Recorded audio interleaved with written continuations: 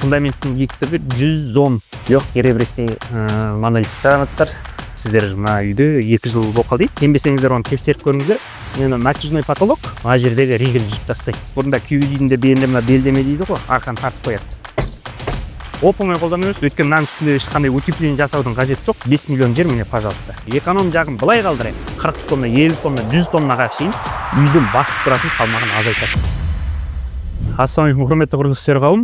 Міне сіздердің комментарийда сұраған сұрауларыңыз бойынша бұрын күйіп кеткен 2020, 21, 22 жылы 3-4 жылғы бұрынғы объектілерді түсіріп көрсетіңдер деп айтып жатқандар бар. Енді құйдыңдар, түсірдіңдер, видеосы шықты, ары қарай не болды, біз көрмей жатырмыз дейді. Соны сіздер үшін міне әдейі видео түсіруге осы қаладағы Жандосова яссауидегі бір досымыздың үйіне келдік. Осы 2021-де фундаментін құйған болатынбыз. Одан 22-де 2 монолитін құйып берген болатынбыз. Монолитіміз сол, жаңағы легкий ребристый монолит. Ал енді ары қарай осы видеода осы үйді полный қазір обзорын жасап шығамыз. Фундаментінен бастап монолит, сосын жаңағы айтып жатқандай крышасын қалай қолдануға болады, чатыр жаппай. Жүріңіз кеттік.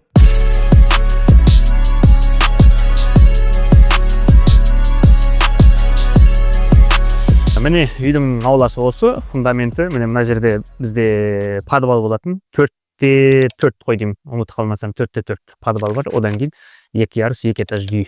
Төбесі жәнегі сол терраса күйінде қалған. Лестницасын енді өздері құйып алған. Біз фундаментін полный құйып кеткен болатынбыз. 2 этаж үй болғаннан кейін подушкасын жалпақ қып 1 метрге дейін апарғанбыз. 90 сантиметр, 100 сантиметрге дейін жалпақтықта апардық. Терең қарай 50 сантиметр төмен түсірдік. Сосын кейін 4 бұрышында бұның лапы бар. Онда тағы ары қарай 50 сантиметр углублять еттік, тереңдеттік. Өйткені мына жақта чернозем болатын осы жерде. 50 сантиметр черноземнен өтіп барып, ары қарай сар топыраққа қарай жеткізіп қойдық. 4 бұрышындағы лапысы. Фундаменттің биіктігі қазір сіздерге өлшеп көрсетейін.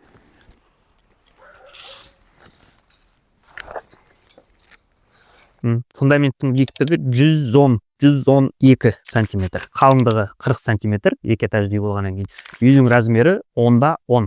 Кіреберісінде мына жақта енді үйдің ішінде түгел натяжной потолокпен тартып тастаған, көрінбейді. Мына жеріне көре кетсеңіздер, балконға шығарған болатынбыз. Былай қарай 180 сантиметр, былай қарай 220 ма, сонда 240 қылдық. 240 қылған болатынбыз. Міне легкий ребристый монолиттегі міне осындай көріп тұрсаңыздар.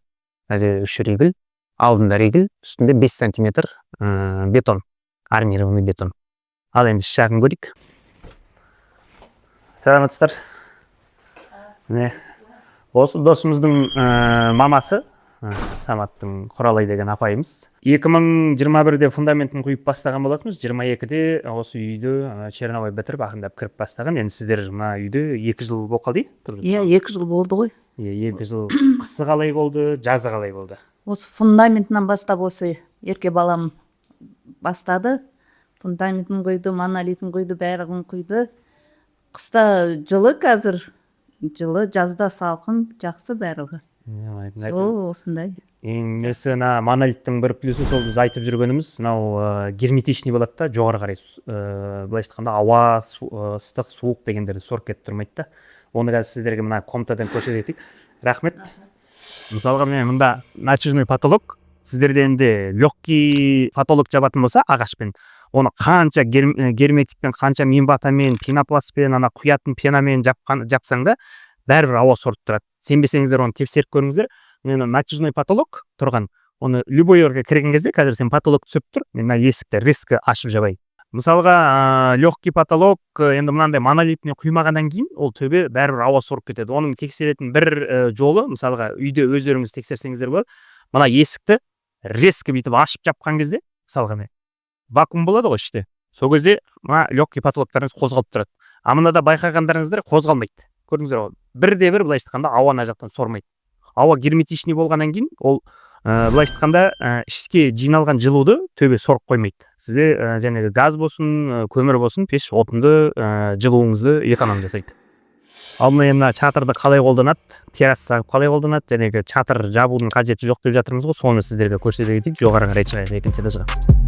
Айтпақшы, айта кететін, мына жерде көбісі әдемі болсын деп, мына лестница жақтың проемын маны толығымен бүйтіп терезе қылып тастайды да, осы мына жердегі ригель үзіп тастайды. Мына ригельді үзуге болмайды. Өйткені бұл сейсмопояс деген атауды өздерің елестесеңіз, пояс деген мына белдік, белде тұратын. ол белдіктің бір жері жоқ болсын беліңді қыса алмайды ғой, сол сияқты бұл үйді қысып құшақтап ұстап тұрушы нәрсе. Бұрында күйіз үйінде белінде мына белдеме дейді ғой, арқаны тартып қояды қатты қылып үйін айтқанда жан жаққа кетіп қалмас үшін. Мынау да сол сейсмопояс деген аты бар, бұны үзуге болмайды. Осылай кетсін, міне әдемілігін еш нәрсесін құртып тұрған жоқ, әп әдемі тұр. 5 сантиметрлік бетонымыз міне балкон. Бұл басында астында упор да жоқ болып өзі ғана тұратын дейді қалқиып. Енді астына перила жасағаннан кейін мына сияқты стойкалар қойды, бірақ олар көтеріп тұрған жоқ. Жай былай айтқанда тұру үшін. Міне үстінде де тура солай. Бүткіл екінші этаж былай айтқанда пенопластмен қалды. Утепление ретінде ол 15 шатыр қойдым бұл жерде, 15 сантиметр утепление. Астынан утеплять еткеннен кейін үстін қолдануға болады. Өйткені үстін утеплять ететін болсаң жүре алмай қаласың, оны қазір көрсетеміз. Міне көршінің үйі, төбесін қолданылмайды. А мынау деген 10-да 10 үй, былай айтқанда 100 квадрат метр жер. Бір соты жер уже төбеде тұр. Және байқаған шығарсыздар, кірген кезде мына жерде өзі дұрыс аула жоқ. Кезіндегі дачный массив болып, одан кейін қаланың ішіне кіріп, қазір маңайды көріп тұрсыздар, уже этаж үйлер, маңайында мына жерде частный сектор аз қалған.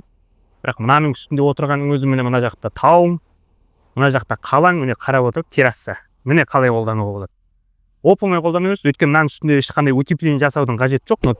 Бетон прямой тұр, болды, утепление астында тұр.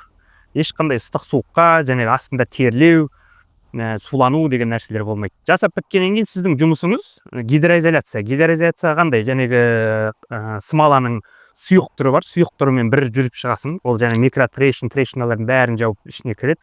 Одан қою түрі бар, сонымен бір жүресің.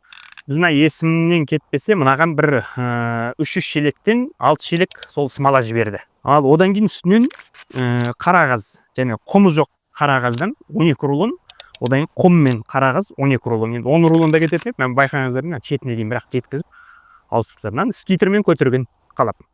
Болды. Мынан енді су қайда кетеді, қар қайда кетеді десе, қар жата береді. Суға қары міне мына жақта 4 тесігі бар. 5 сантиметр уклонмен судың бәрі міне байқағаныздар осы жерде жиналады, осыны ағып кете береді. Мынау енді қат қалмасын деп, міне көрдіңіздер ғой. Спираль, тоқ. Мына жерде міне тоққа қосып қояды. Бәрі ішінен өтіп тұр былайынан. Тоққа қоса жылайды, қатпайды еш нәрсе, аға береді. Су болса, қар болса жата береді. Күреудің де қажеті жоқ. Су болса өзі толып уклонмен аға береді. Сыртқа қарай бірақ шығатын. Сізде қандай проблемадан құтыласыз? Мына сияқты кровля жаппайсыз. Оған ағаштар алмайсыз. Оған артық жұмысшы айтқанда нанимать етпейсіз. Одан кейін мынаны жауып біткеннен кейін жәнегі суағары бар, ана дөдөгөсін жабатын жерлері бар, былай кететін анау қар тірейтіні бар деген сияқты сондай жұмыстар. Бұның үстінде жүріп жұмыс істеудің өзі қиын мысалға. Мынада рахат, жерде жүрген сияқты жұмыс жасай бересің. Қанша плюстер бар. Ең бір плюс нәрсесі қазір білесіздер, қалада жердің соты былай айтқанда 5 миллион десем жаңыспайтын шығар, мынау қаланың ортасы мысалға 5 миллион. Мынаның төбесінен біз бір соты жер шығарып алдық. 5 миллион жер міне, пожалуйста. Монолитін құйған кезде елестетіңіздер, бұл егер 20 сантиметрлік сплошной құятын болсақ, бұл жерге 22 куб па сондай кету керек. 22 куб. А біздің өзіміздің легкий ребристі монолит құйғанның арқасында 12 куб қана кетті. 10 куб эконом жасады. Экономы былай тұрсын, 20 мыңнан 200 мың ғой. Арматурадан тоже где-то бір 300 мыңдай эконом, 500 мың теңге былай экономить етесің. Экономнан бұрын бұның салмағы 10 куб дегеніңіз 2,5-ға көбейтсеңіздер, бәрі көбісі айтып жатыр, 2,5 болмайды, 2-де 4, жарайды 2-де 4 деп айтай қалды. 2-де 3 болсын. Сонда бірінші этаждан 23 тонна, үстінен 23 тонна, 46 тонна, былай айтқанда фундаментке нагрузкасы жоқ. Үй неғұрлым жеңіл болған сайын, сейсмика жағынан мықты болады.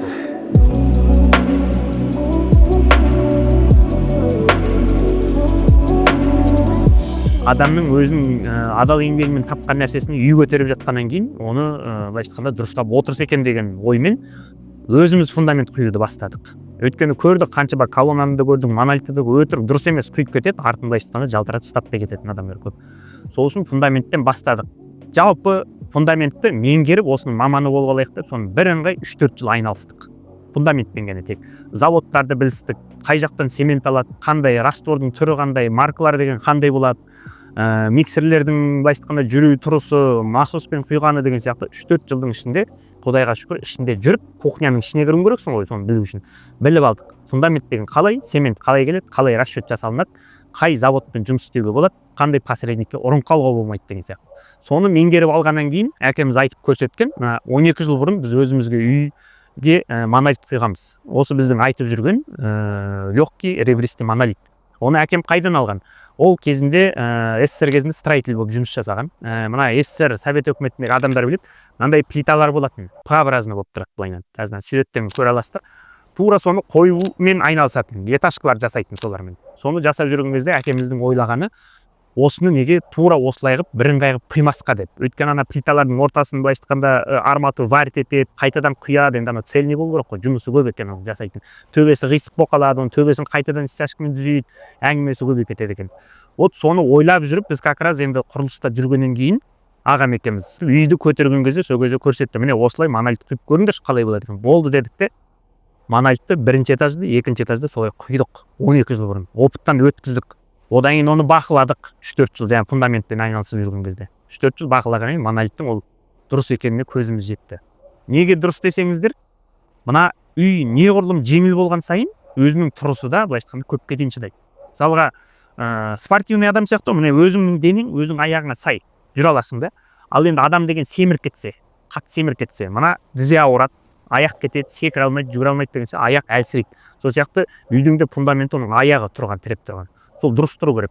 Ал оны жеңілдету, бірақ конструкциясы, жәнегі мықтылық жағынан, конструкциясының геометрия жағынан, физика жағынан ауытқып кетпей жеңілдету түрі, және осы біздің құйып жүрген монолит, ребристый монолит.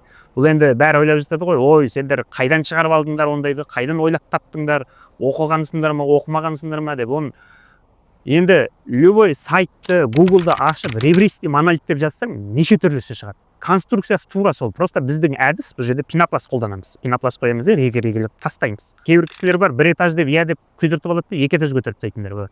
Мысалға сондай үйлерге қажет. Жері бос жерлер болады. Фундаменті керемет қылып усилить ете бергенше, басқан чаптап, анадан саптап, мықты болсын екен деп, колоннаны елделу, монолиттен 20-30 сантиметр сплошной қылып артығымен жібере бергенше, одан да жеңілдетіп, и сапасын мықтылық жағын арттырған дұрыс. Сол үшін осының не ребристый біздің құйып жүрген жеңіл монолитіміз. Және қанша осының алдында видеоларда айтып жатырмыз ғой. Обычный монолиттен мына монолиттің эконом жағын былай қалдырайық. Материалдың аз кететін бетон мен арматураның салмақ жағын айтып отырмыз, 30 тонна, 40 тонна, 50 тонна, 100 тоннаға шейін үйдің басып тұратын салмағын азайтасың. Сол арқылы үйдің сейсмика жағын арттырасың. Енді осы құрылыс жайында басқа да жақтарын білгілеріңіз келсе, біз енді осы YouTube каналға осы видеоларды салып отырамыз. Неше түрлі өздеріңіз комментарияларыңыз арқылы, сұрауларыңыз арқылы сұрақтарыңыз болса беріп отырыңыздар. Солардың бәріне жауап беруге, көрсетуге, дәлелдеуге, испытанияден өткізуге тырысамыз. Былай айтқанда, былай айтқанда сөзбен ұра бермей сіздерге дәлелмен көрсетіп аламыз. Сол үшін міне съемкаға да шыққан болатынбыз. Елдер айтып жатыр ғой, сендер құйдыңдар, кеттіңдер, ертең күні не болып жатыр білмейміз, көрмей жатырмыз деп. Сол үшін міне 4 жыл бұрын, 5 жыл бұрын, 3 жыл бұрын құйып кеткен фундамент, монолит, соларды түсіріп алдыдағы видеоларда салып отырамыз сіздерге арнайы.